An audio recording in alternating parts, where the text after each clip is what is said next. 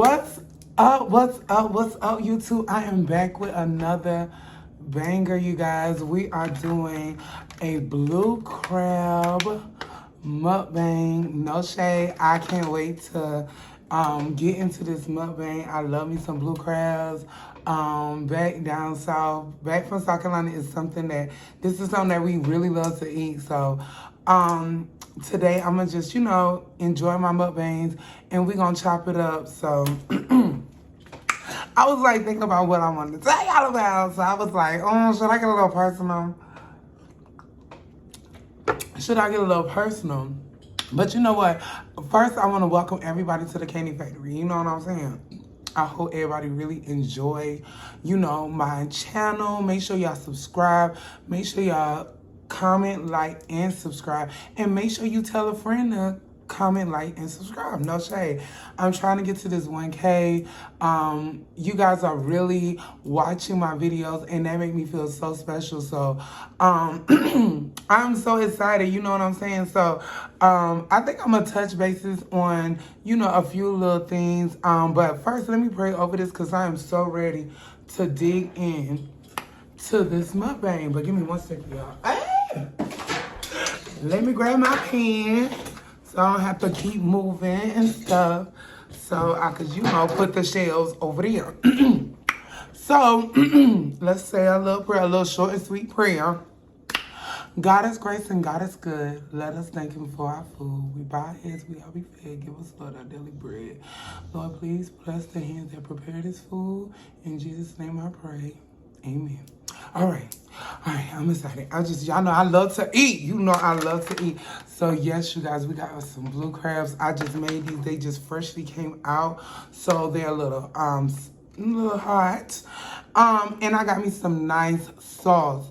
Like, this is some sauce that, no shade. I seen my aunt make it growing up. I seen, a lot of people in my family make this sauce. I would give y'all the recipe, but hey, I can't just be giving out my family recipe like that. No shade. And then somebody profit off. No, it's not going down like that. It's just not happening. But I'm going to just sit this sauce, right here so you guys can see me dip the crabs in the sauce. So today I wanna talk about, I think I wanna tell y'all a story about, me growing up. You know what I'm saying? Like, I don't know if I wanna tell y'all my coming out story or do I wanna tell y'all, just like one of my, like, how can I say, it can't really be a childhood story because it really was, oh shit, Lord forgive me, sorry for cursing. It's hot. It's really just, basically, I don't know, what should I tell y'all about my first love, like how all that took place, how all that happened. I think I'm gonna go there. So, mind you, you guys, I don't drop names, so I will be using other like key names to like, substitute the people. Okay? Now, if you back from home, listen, don't come gunning for me because I swear I'm not trying to tell nobody business. You know what I'm saying? But, I ain't about to get up here and tell no lie. I'm going to tell y'all the truth, okay? So, growing up, you have this one cousin, and it's no shade. My cousin kind of introduced me to the lifestyle. I'm going to be honest with you, y'all. Growing up, I never thought I never thought in my wildest dreams that I would, blossom and transition into a woman. And I'm just being honest and I'm being upfront. Ooh, that's a lot of meat. I'm just being honest and I'm being upfront. I never thought, I would transition. That tastes so good. Into a woman. And no shade, I don't feel like I made no mistake. I feel like I made the right decision. I feel like I did what was best for me. I feel like my decision has really opened a lot of doors for me. It allowed me the chance to be able to really like, just really help out a lot of people who was afraid to do certain things. And where I'm from, it's a small town in South Carolina. A lot of people may know of it. A lot of people may not know of it. But it's a small town in Denmark, South Carolina. Well, it's a small town in South Carolina, known as Denmark, South Carolina. And, you know, seeing trans was not something that was normal. I just remember one trans woman, and I just didn't know, but people would say stuff, but I just never knew off the rip, like, what the fuck. I ain't never knew what it was. I gotta watch my language. And she used to work in the nail salon. And me being young, I was just like, that's a woman. That looked like a woman to me. So I always treated her, and I was always respectful of her. You know, when my family would go to the nail salon, or no shade, once I got older, and I started going to the nail salon just to get like pedicures or whatever. I did hear a lot of people talk about her, but I never heard of no one really, like, you know, trying to vandalize her building or, you know, treating her some type of way. As of my knowledge, mind you, she drove one of the flashiest cars, and she was Korean. So, homegirl definitely stood out.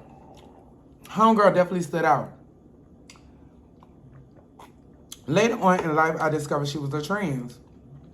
So, then I kind of realized what she was, no shade. But, all that to say is that, you know, I don't regret none of the decisions that I made.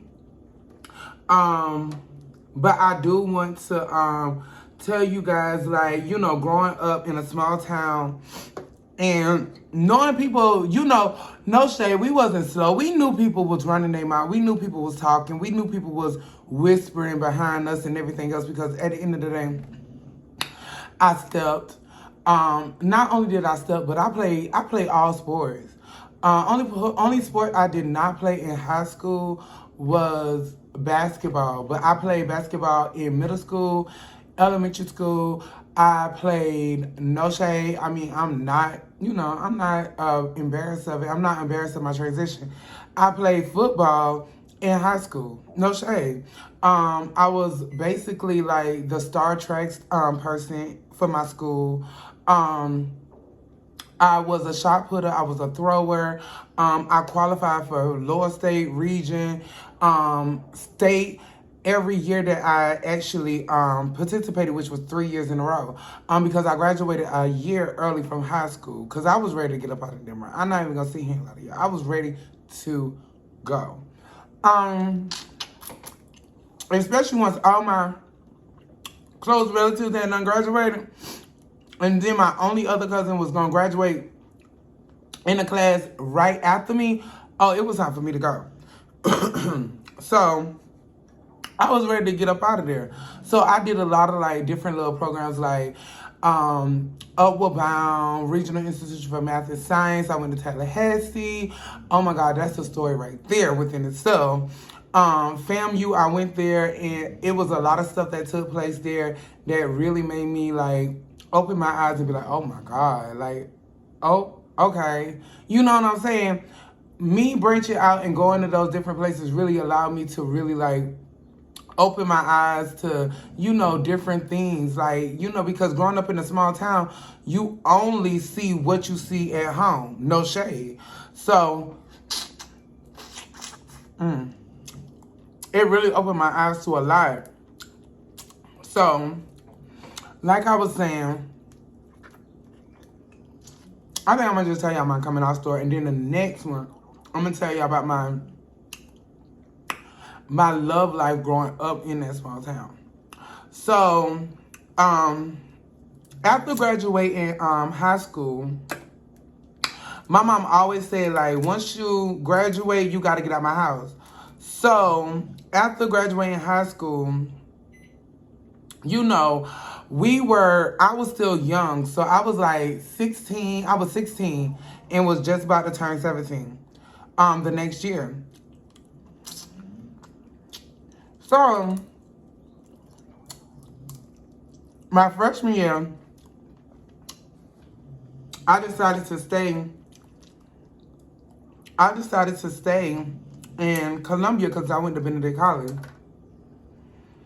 I decided to stay in Columbia that year because I was going to grad school, and I also picked up a job working. So, but when I would come home, my mama would still treat me like I was a kid. So, I remember this day like it was no other. Mind you, it was like right after summer school was over, and we had like a week break, and then we was gonna go back. But I had already planned to go back early because I wanted to go to a ball, you know, with my house family, which I will tell y'all the story about that. I wanted to go to a ball with my house family, so I came back home early because I wanted to get some stuff from home. No shade. I wanted to get some stuff from home because I would actually utilize some of my mama's stuff that she was selling. I would wear some of the stuff for the balls because, you know, growing up, I was not that fortunate. So I didn't have the money to splurge like everybody else, and I wasn't doing the other things that everybody else was doing. So I went home and I asked my mom, I was like, I went home and I had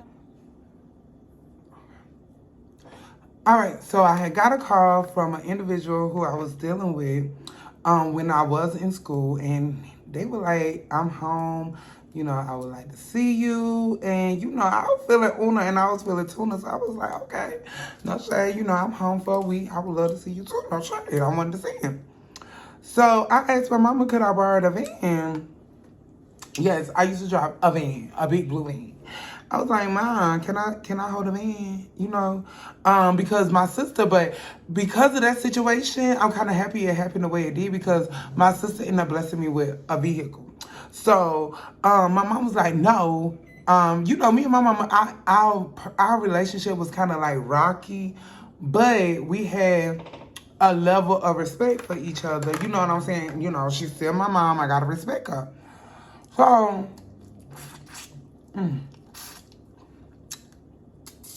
so she said no, and it kind of like pissed me off. And so I was like, why? And she was like, stop whining like a mm-mm-mm. And I was like, and what if I am? All right, now knowing the conversations I've heard my mama had before, they will drop that F word so quick and call you a sissy so quick. Y'all, she never called me one of those before. So, she said, so what you trying to say? I said, well, what if I am? She said, and if you are, you getting up out of here. So, I was quiet for a second because I'm like, well, where I'm going to go, how I'm going to get up out of here because she ain't going to give me that van. So, I went back into the room, and she was like, you know what? You ain't say that for nothing, so that means you are. How about you get out of here? Y'all, when I tell you, at first, I thought she was playing. So, girl, y'all, I lay back across my bed as if, you know, nothing happened. Because my mama ain't never put me out. So I'm like, you know, I'm paying it. Because I'm like, okay, I know she's not serious. Next thing I know, this lady is on the phone. And I hear her calling my uncle. And she was like, you know what? It's your damn that got my, like this. And you know what? Now I got to get out house and all this and all that. And I'm like, oh, wow. Like, my mom is really flipping the script. And I ain't even say it out my mouth. So, she was like, if you don't get up out of here, I'm going to give them a reason to get you out of here. Now, one thing about my mom, she was a bad, shut your mouth. Anybody who know your parent, you know when they serious. Baby, I could tell by her tone. I knew I had to get up out of 226-800 for a roll. No shame. So I get on the phone. I call my sister. I'm like, Mimi, Mama just put me out. She was like, what? I said, yeah. She said, why? At this time, I never told my sister that I was, but my sister kind of already knew.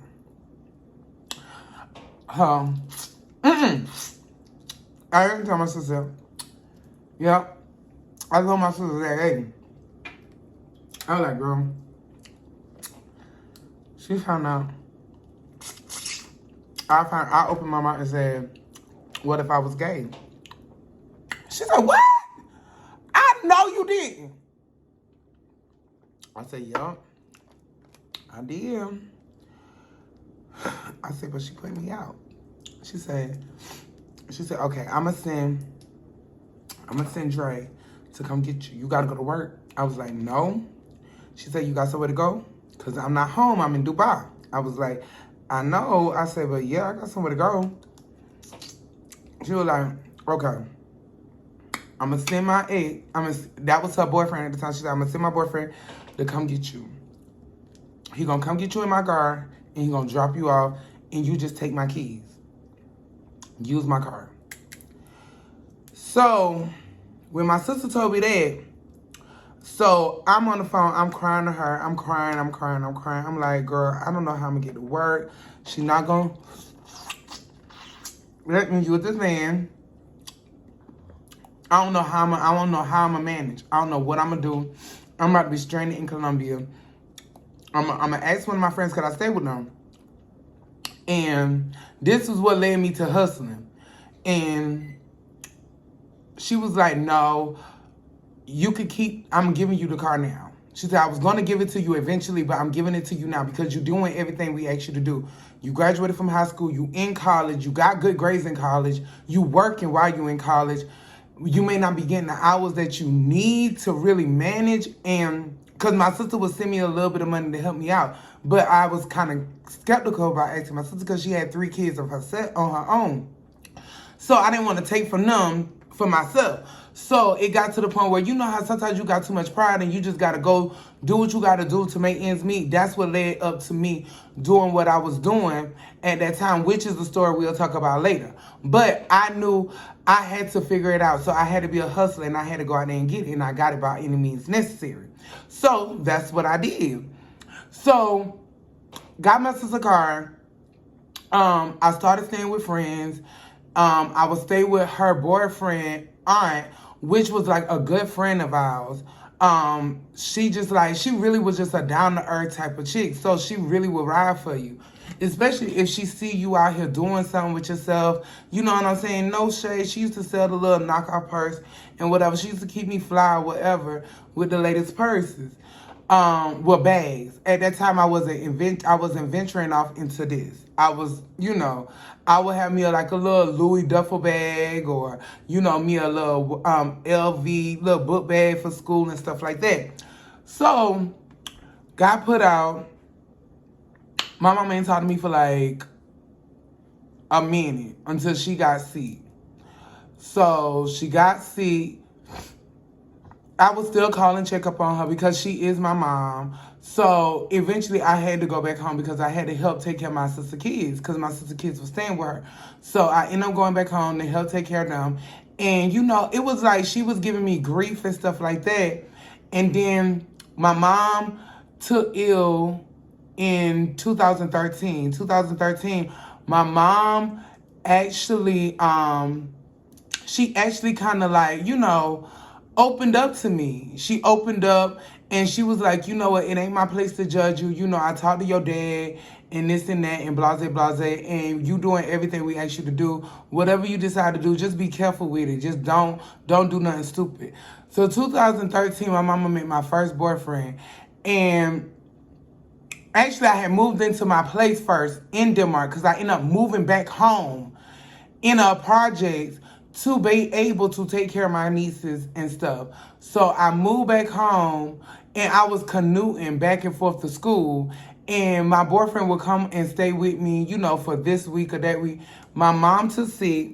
We went to go visit her and she was like, I want to meet him because I know he outside. And I was like, huh?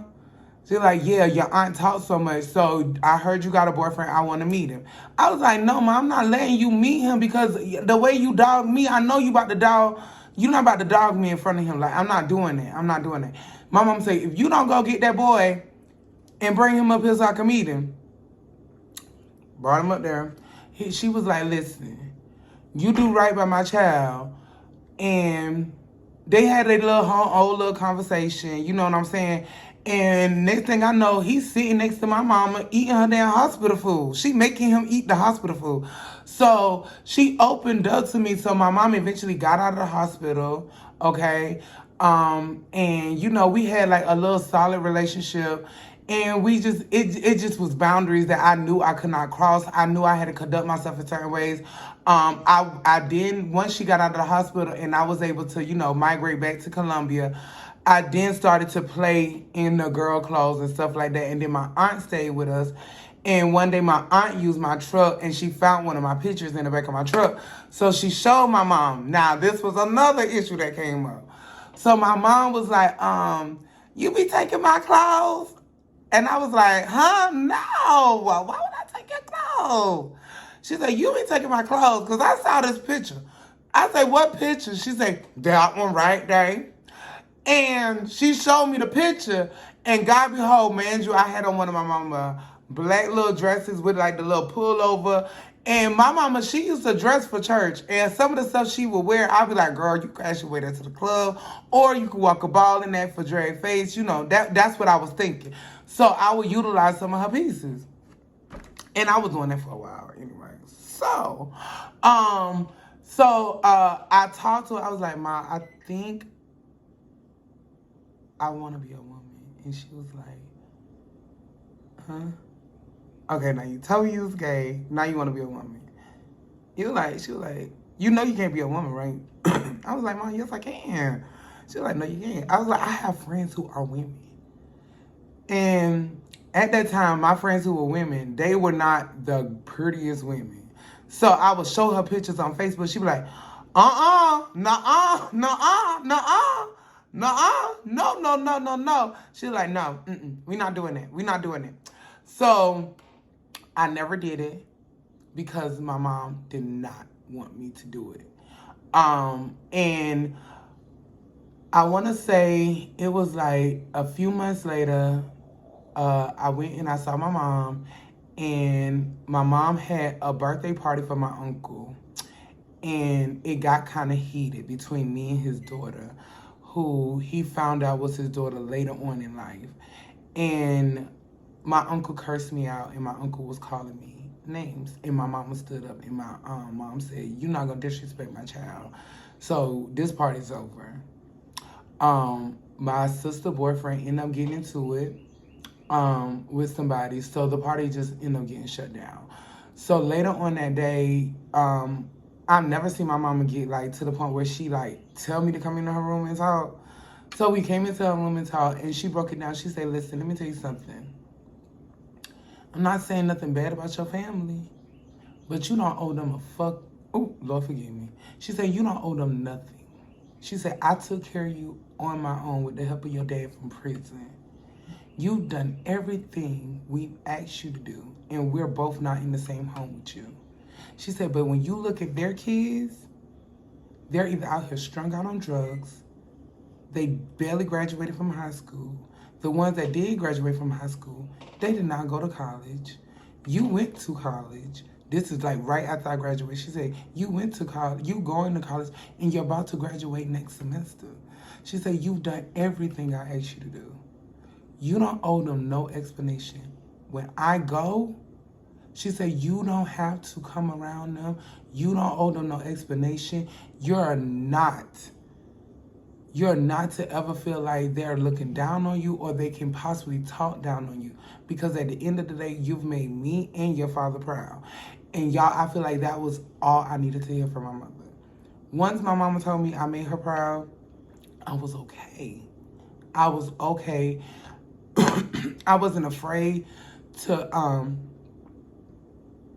I wasn't afraid. I wasn't afraid to go after whatever it is that I wanted, because I feel like if I can please this lady, and I can be the person this woman is pleased when she see me, I was like, I don't care what nobody else say. So from that day forward, I've always, whenever I did something, I committed to it 100%, because at the end of the day, I'm not doing it to please nobody else. I'm doing it to please myself. And that's something that I had learned when I had that discussion with my mom. After my mom passed away, I had nobody else to please. I've done right by everybody. My mom was happy with me. My father was happy with me. My sister is happy with me. Everybody is happy with me who matters. So now when I go and I take on different challenges, I do it to challenge myself and to please myself. So I just wanted to give y'all that little story. But I want to thank everybody. I know I didn't get to dig in the crowds that much, because a lot of y'all say y'all be wanting me to do story time, so that's what I'm doing. I want all y'all to like, comment, and subscribe, and make sure you tag a person in on this platform, and recommend me and let them know they could come watch me, get them a good laugh, get them some good inspiration moments, get them some good, advice and stuff like that while we enjoy what we all love to do. I mean, all of us love to eat. We all gotta eat. So make sure y'all like, comment, and subscribe, and thank you for coming to the Candy Factory.